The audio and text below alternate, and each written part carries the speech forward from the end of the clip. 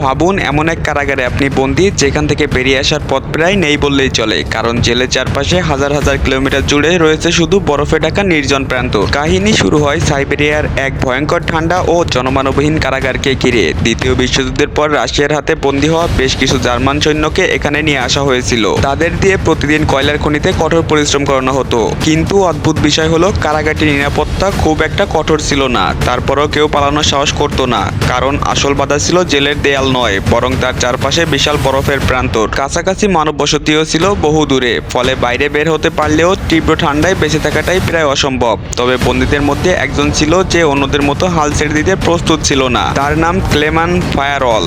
তার ওপর চাপানো হয়েছিল 25 বছরের কারাদণ্ড। কিন্তু ক্লেমানের একটাই লক্ষ্য ছিল, যেভাবেই হোক স্ত্রী ও মেয়ের কাছে ফিরে যাওয়া। একদিন সুযোগ পেয়ে সে একটি কয়লা বহনকারী মালগাড়ির মধ্যে লুকিয়ে পড়ল। ট্রেন চলতে শুরু করলে তার মনে হলো অবশেষে সে মুক্ত। কিন্তু কিছুদূর যাওয়ার পর ট্রেন থেমে গেল। বাইরে তাকাতেই সে দেখতে পেল একজন রুশ সৈন্য বন্দুক কাক করে তার দিকে দাঁড়িয়ে আছে। জেল থেকে পালানোর শাস্তি হিসেবে তাকে এমন একটি খোলা সেলে আটকে রাখা হলো যার মাথার উপর কোনো ছাদ নেই। চারপাশে বরফ আর প্রচন্ড ঠান্ডা। এর মধ্যে রাতের বৃষ্টি শুরু হলো। টানা 2 দিন সেই অবস্থায় থাকার পর ক্লেমান গুরুতর অসুস্থ হয়ে পড়ল। পরে তাকে জেলের হাসপাতালে ভর্তি করা হয়। সেখানে কর্মরত ডাক্তার ছিলেন একজন জার্মান বন্দী। জ্ঞান ফেরার পর ক্লেমান তাকে জানালো সে আবার পালাতে চায়। ডাক্তার তাকে বোঝালো বাইরে পালানো প্রায় অসম্ভব, কিন্তু একই সঙ্গে সে জানালো জেলের কয়লার খনিতে দীর্ঘদিন কাজ করায় তার জন্যই বিপজ্জনক হয়ে গিয়েছে। তাই শেষ পর্যন্ত ডাক্তার তাকে সাহায্য করার সিদ্ধান্ত নিল। সে ক্লেমানকে গরম পোশাক, জুতো ও প্রয়োজনীয় কিছু জিনিস দিল। এমনকি রেল লাইনের আশেপাশে রুশ সৈন্যরা মাঝে মাঝে খাবার লুকিয়ে রাখে এই গুরুত্বপূর্ণ তথ্যও জানালো। আত্মরক্ষার জন্য নিজের বন্দুকটিকেও তাকে দিয়ে দিল। এরপর ডাক্তার জানালো তার নিজের শরীরে ক্যান্সার ধরা পড়েছে এবং হয়তো তার হাতে আর বেশি সময় নেই। তাই নিজের পালানোর স্বপ্ন পূরণ করতে না পেরে সে ক্লেমানকে সুযোগ দিতে চায়। যাওয়ার আগে সে একটি লাঞ্চ বক্স দিয়ে বলল যদি ক্লেমান জার্মানি পর্যন্ত পৌঁছাতে পারে তাহলে যেন সেটি তার পরিবারের কাছে পৌঁছে দেয়। সেদিন রাতেই ক্লেমান আবার জেল থেকে পালিয়ে গেল। এবার সে পায়ে হেঁটেই বিশাল বরফের প্রান্তর পাড়ি দেওয়ার সিদ্ধান্ত নিল। সকালে ওয়ার্ডেন জানতে পারলো ক্লেমান পালিয়েছে। তার সন্দেহ হলো ডাক্তার নিশ্চয়ই তাকে সাহায্য করেছে, কিন্তু ততক্ষণে ডাক্তার নিজের জীবন শেষ করে ফেলেছিল।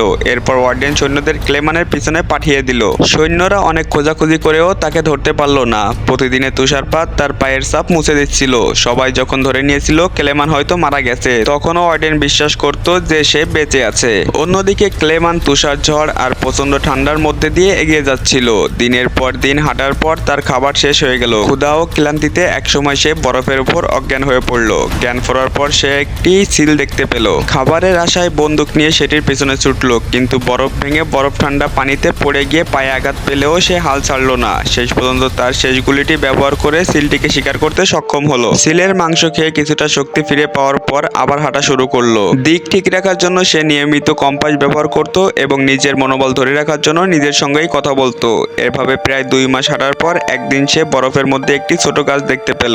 এতদিন পর সবুজের চিহ্ন দেখে সে বুঝতে পারলো বরফের বিশাল প্রান্তর শেষ হয়ে আসছে। কিছুদূর এগিয়েই সত্যি সে একটি জঙ্গলে পৌঁছে গেল, কিন্তু বিপদ তখনও শেষ হয়নি। জঙ্গলে প্রচন্ড তুষার ঝড় শুরু হলো। হঠাৎ একটি বিশাল গাছ ভেঙে তার উপর পড়ে গেল। সৌভাগ্যক্রমে সেই সময় 2 জন সোনার সন্তানকারী সেখানে উপস্থিত ছিল। তারা ক্লেমানকে উদ্ধার করলো এবং এরপর 3 জন একসঙ্গে পথ চলা শুরু করলো। কয়েকদিন পর তারা একটি নদীর কাছে পৌঁছালো। কাঠ দিয়ে ছোট একটা নৌকা বানিয়ে নদী পার হওয়ার সময় হঠাৎ স্রোতে বেড়ে গেল। তাদের একজন পানিতে পড়ে গেল। সে সাঁতার জানত না, তাই ক্লেমান নিজের জীবন ঝুঁকিতে ফেলে তাকে উদ্ধার করলো। কিন্তু তাদের তৃতীয় সঙ্গী ছিল লোভী। সে মনে করলো তারা আর বাঁচবে না এবং তাদের সোনা নিয়ে পালিয়ে গেল।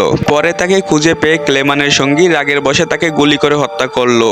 এরপর ক্লেমান ও তার সঙ্গী আবার যাত্রা শুরু করলো। কিন্তু শীত ফিরে আসায় জঙ্গল ও বরফে ঢেকে গেল। ভারী মালপত্র নিয়ে চলতে গিয়ে তাদের মধ্যে সন্দেহ তৈরি হলো। এক পর্যায়ে ক্লেমানের সঙ্গী তাকে আক্রমণ করে অজ্ঞান করে রেখে চলে যায়। জ্ঞান ফিরে ক্লেমান দেখলো একদল ক্ষুধার্ত নেকড়ে তাকে ঘিরে ফেলেছে। প্রাণ বাঁচাতে গাছে উঠতে গিয়েও সে নেকড়ে আক্রমণের শিকার হলো। ঠিক তখনই কয়েকজন শিকারী সেখানে এসে নেকড়েগুলোকে গুলি করে তাকে বাঁচালো। শিকারীরা ক্লেমানকে নিজেদের গ্রামে নিয়ে গেল। বহু বছর পর সে আবার মানুষের বসতি দেখতে পেল। গ্রামের মানুষ তার চিকিৎসা করলো এবং কয়েকদিন তার যত্ন নিল। কিন্তু হঠাৎ সেই গ্রামে একটি চিঠি এসে পৌঁছালো। চিঠিটি ছিল সাইবেরিয়ার জেলের ওয়ার্ডেনের কাছ থেকে, যেখানে সতর্ক করা হয়েছিল কোনো জার্মান পলাতককে আশ্রয় দিলে তাকেও রাষ্ট্রের শত্রু হিসেবে গণ্য করা হবে। ক্লেমান বুঝতে পারলো তার কারণে গ্রামের মানুষ বিপদে পড়তে পারে। তাই সে আবারও গ্রাম ছেড়ে চলে যাওয়ার সিদ্ধান্ত নিল। বিদায়ের সময় গ্রামের মানুষ তাকে খাবার, পানীয় এবং একটি শিকারী কুকুর দিল। কুকুরটি ধীরে ধীরে ক্লেমানের সবচেয়ে কাছের সঙ্গী হয়ে উঠল। দুজন একসঙ্গে সঙ্গে দীর্ঘ পথ পাড়ি দিতে লাগলো। একসময় তারা একটি কাঠের কারখানায় পৌঁছালো। সেখানে শ্রমিকরা ক্লেমানের গল্প শুনে তাকে সাহায্য করার সিদ্ধান্ত নিল এবং জার্মানির দিকে যাওয়া একটি ট্রেনে তাকে তুলে দিল। ক্লেমান ভাবলো এবার হয়তো সত্যিই সে বাড়ির কাছাকাছি চলে এসেছে, কিন্তু কারখানার মালিক তার খবর ওয়ার্ডেনকে জানিয়ে দিয়েছিল। স্টেশনে পৌঁছানোর আগেই ক্লেমান রুশ সৈন্যদের দেখতে পায়। সে চলন্ত ট্রেন থেকে লাফ দিয়ে পালানোর চেষ্টা করলো, কিন্তু কিছু দূর যেতেই তার সামনে ওয়ার্ডেন এসে দাঁড়ালো। ঠিক তখনই ক্লেমানের বিশ্বস্ত কুকুরটি ওয়ার্ডেনের উপর ঝাঁপিয়ে পড়লো। এই সুযোগে ক্লেমান আবার পালিয়ে গেল, কিন্তু কিছুক্ষণ পর পেছন থেকে গুলির শব্দ শুনে সে ফিরে তাকালো। তার প্রিয় কুকুরটি মাটিতে নিথর হয়ে পড়েছিল। এতদিনের একমাত্র সঙ্গীকে হারিয়ে ক্লেমানের মন ভেঙে গেল, তবুও থামার সুযোগ ছিল না। সে আবার দৌড়াতে শুরু করলো এবং একটি সেতুর নিচ দিয়ে যাওয়া ট্রেনের উপর ঝাঁপ দিয়ে পালিয়ে গেল। এরপর আরো কয়েক বছর কেটে গেল। 1922 সালে ক্লেমান মধ্য এশিয়ার একটি গ্রামে মেলার কাছে পৌঁছালো। তার কাছে কোনো টাকা ছিল না, অথচ প্রচন্ড ক্ষুধা লেগেছিল। মেলায় দুই তরুণী প্যানকেক বিক্রি করছিল। ক্লেমানের অবস্থা দেখে তাদের একজন তাকে খাবার দিয়ে দিল। ঘটনাটি একজন ধনী ব্যক্তি লক্ষ্য করেছিল। পরে সে ক্লেমানকে অনুসরণ করে একটি চার্চে চলে গেল। আশ্চর্যের বিষয়, লোকটি নিজেও একসময় বন্দী ছিল। তাই ক্লেমানকে পুলিশের হাতে তুলে না দিয়ে সে তাকে নিজের বাড়িতে নিয়ে গেল। সেখানে তার দাড়ি কেটে নতুন চেহারা দেওয়া হলো এবং তাকে একটি নতুন পাসপোর্টও দেওয়া হলো। অবশেষে ক্লেমান রাশিয়া জার্মানি সীমান্তে পৌঁছলো। রুশ সৈন্য পাসপোর্ট দেখে তাকে সীমান্ত পার হওয়ার অনুমতি দিল। ক্লেমান আনন্দে সামনে এগিয়ে গেল, কিন্তু সীমান্তের সেতুর মাঝামাঝি হঠাৎ তার চোখে তীব্র আলো পড়লো। চোখ খুলে সে দেখলো সামনে দাঁড়িয়ে আছে সেই ওয়ার্ডেন। 7 বছর ধরে পালিয়ে বেড়ানোর পর ক্লেমানের মনে হলো এবার হয়তো সব শেষ, কিন্তু আশ্চর্যজনকভাবে ওয়ার্ডেন তাকে গ্রেপ্তার করলো না, বরং পথ ছেড়ে দিয়ে তাকে সামনে এগিয়ে যেতে দিল। ক্লেমান আর পিছনে তাকালো না। অবশেষে সে নিজের দেশ জার্মানিতে পৌঁছে গেল। এরপর দীর্ঘ পথ পাড়ি দিয়ে সে নিজের বাড়ির কাছাকাছি পৌঁছালো। দূর থেকে সে তার স্ত্রী ও মেয়েকে দেখতে পেল।